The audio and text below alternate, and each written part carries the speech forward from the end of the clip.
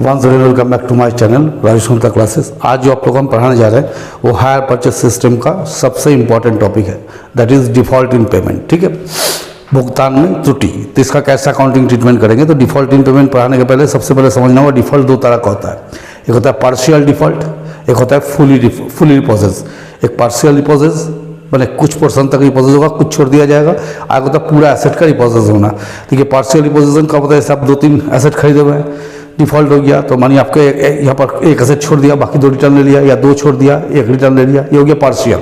आज आप एक एसेट खरीदते हैं, अब पूरा डिफॉल्ट होता है, पूरा एसेट ही वापस हो जाता है, इसको बोलते हैं फुली रिपोजिशन। ठीक है, तो डिफॉल्ट इन पेमेंट जब हम पढ़ेंगे तो इसको हम शुरू क्या करें, थोड़ा समझ लेते हैं ना। उसका हम क्वेश्चन बनाएंगे, क्वेश्चन हम बुक से लिखे हुए हैं डिफॉल्ट इन पेमेंट। इसमें हम लोग को समझ लीजिए 2 तरह का पढ़ना होगा, है ना। एक होता है फुली रिपोजिशन, एक होता है पार्शियल रिपोजिशन।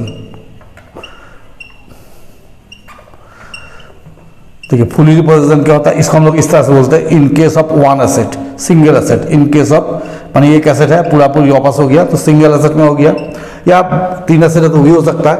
और in case of more than one asset, in case of more than one asset, ये 2 टाइप का हम लोग पढ़ेंगे। तो पहला जो हम लोग पार्शियल से पढ़ेंगे, क्वेश्चन हम पार्शियल का लिखे हुए हैं। तो देखिए आप लोगों को जो बुक में क्वेश्चन दिया हुआ है, इस क्वेश्चन में सारा इंस्टॉलमेंट क्या दिखाता है, due at the end of the accounting year, साल के लास्ट में इंस्टॉलमेंट देना है। तो सपोज कीजिए कि 3 इंस्टॉलमेंट में हम खरीदे हैं सामान, 3 इंस्टॉलमेंट देना है। एक इंस्टॉलमेंट हम दे दिए, कब दिए, साल का एंड में। ठीक है, दूसरा इंस्टॉलमेंट हम फेल कर गए, सेकेंड इंस्टॉलमेंट फेल कर गए। तो इस हिसाब से एसेट को हम कितना दिन यूज कर लिए, 2 साल। जिस साल आप दिए उस साल तो यूज किए हैं, और जिस साल नहीं दिए and of the accounting year आके आप बता दें कि हम पैसा नहीं दे पा रहे, तो आपके हिसाब से एसेट कितना चल गया, 2 साल।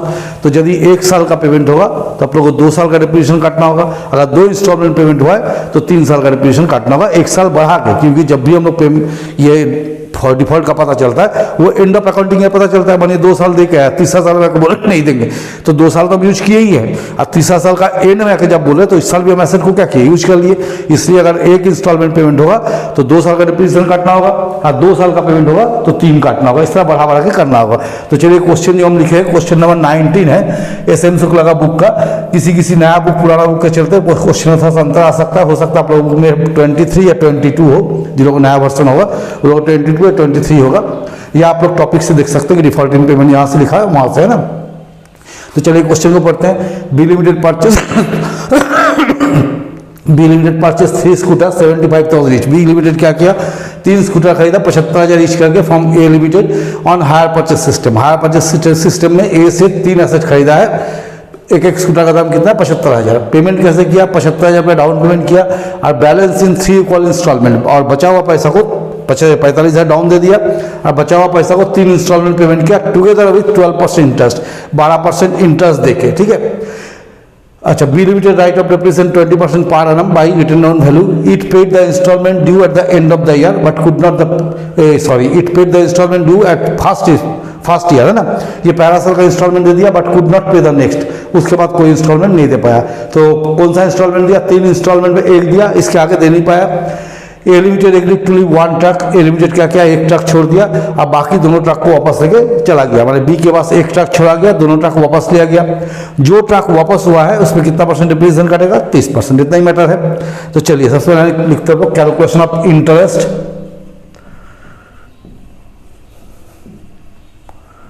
And depreciation. तो सबसे पहले देखिए यहाँ पर कैश प्राइस कितना है, यहाँ लिखेंगे हम लोग कैश प्राइस।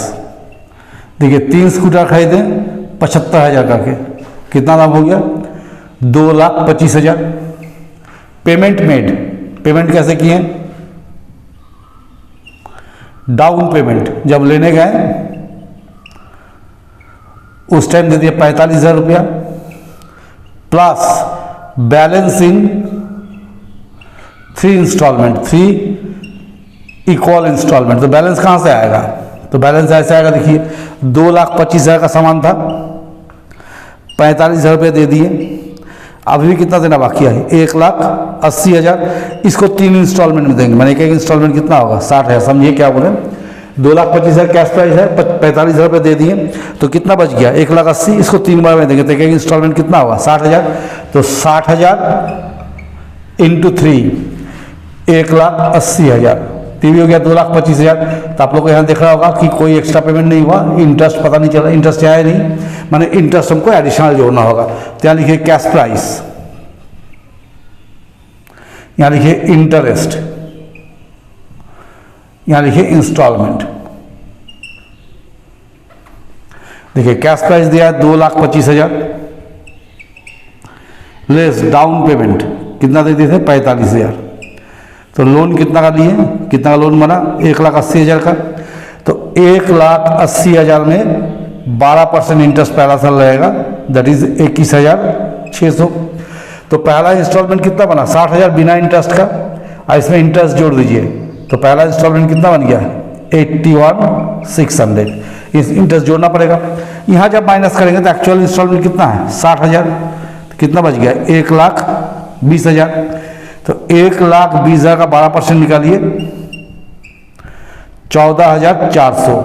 यहाँ पर आकर आपको क्या हो गया डिफॉल्ट हो गया, यहाँ पर पेमेंट हुआ नहीं, एक इंस्टॉल के बाद डिफॉल्ट हो गया। अब हम लोग यहाँ क्या करेंगे कैलकुलेशन ऑफ डिप्रिसिएशन निकालेंगे।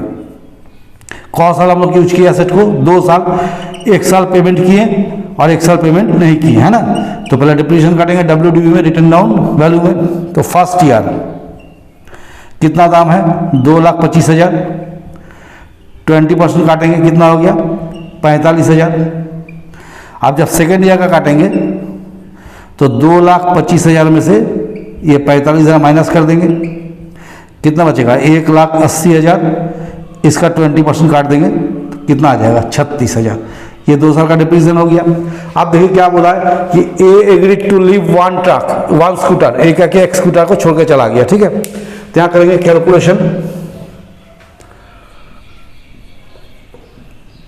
Of value of scooter left. तो देखिए एक स्कूटर, तो कैश प्राइस ऑफ 1 स्कूटर कितना था 75,000। कौन साल यूज किया हम लोग 2 साल, तो लेस डेप्रिसिएशन 75,000 का 20% काट दीजिए, कितना आएगा 15,000। तो इसका वैल्यू कितना बचा पहला साल का अंत में 60,000। लेकिन कौन साल यूज किया हम 2 साल, तो 2 साल का काटना होगा, तो लेस डेप्रिसिएशन फिर 60,000 पे 20% काटेंगे तो कितना हो जाएगा 12,000। तो आपको ये हो गया 48,000। तो जो ट्रक छोड़ा है तो value of scooter left, value of scooter left 48,000। और क्या किया 2 स्कूटर को वापस लेके चला गया। देखिए 2 स्कूटर को वापस लेके गया, तो यहाँ करेंगे calculation of value of repossessed scooter. तो यहाँ लिखेंगे कैश प्राइस ऑफ 2 स्कूटर, 2 लोट आके ले गया था, कैश प्राइस ऑफ 2 स्कूटर 2 × 75,000 कितना हो गया 1.5 लाख। देखिए क्या बोला जो स्कूटर रिटर्न हो रहा है उस पर कितना परसेंट डिप्रिसिएशन काटना है 20%। तो लेस 30% डिप्रिसिएशन 30%, 1.5 लाख का 30% काटिए कितना हो जाएगा 45,000। तो इसका पहला साल कहने में बचा 1,05,000। कौन साल का काटता है 2 साल का, तो लेस डिप्रिसिएशन 1,05,000 का फिर 30% काटिए, देखिए कितना आता है 1,05,000 का 30%, 31,500 आएगा सर। 1,05,000 का 30% 31,500 माइनस 1,05,000, तो ये हो गया 73,500। तो ये हो गया value of return scooter, value of return scooter. तो ये हम कैलकुलेशन कर लिया। अब लेजर बनाना होगा, तो लेजर बनाने के लिए तो मिटाना पड़ेगा। तो चलिए आप लोग देखिए, हम एक साइड से मिटा के तब करते फिर।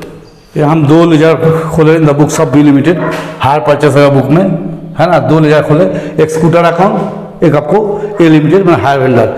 तो चलिए फर्स्ट ईयर का लिखिए 2 ए लिमिटेड कितना सामान खरीदे थे 2,25,000 का स्कूटर लिए थे। यहाँ देखिए हम डिप्रिसिएशन लिख के रखे, पहला साल कितना लगा था 45,000। तो फर्स्ट ईयर यहाँ तो डेट नहीं दिया है, तो बाई डिप्रिशिएशन 45,000, तो ये 2,25,000 में से 45,000 चला गया, तो कितना बचा? By balance C D 1,80,000, by balance C D 1,80,000।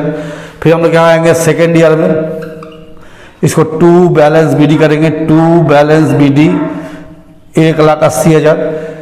Second year में कितना डिप्रिसिएशन लगा था देखिए, अपन लिख के रखें 36,000, तो बाई डिप्रिसिएशन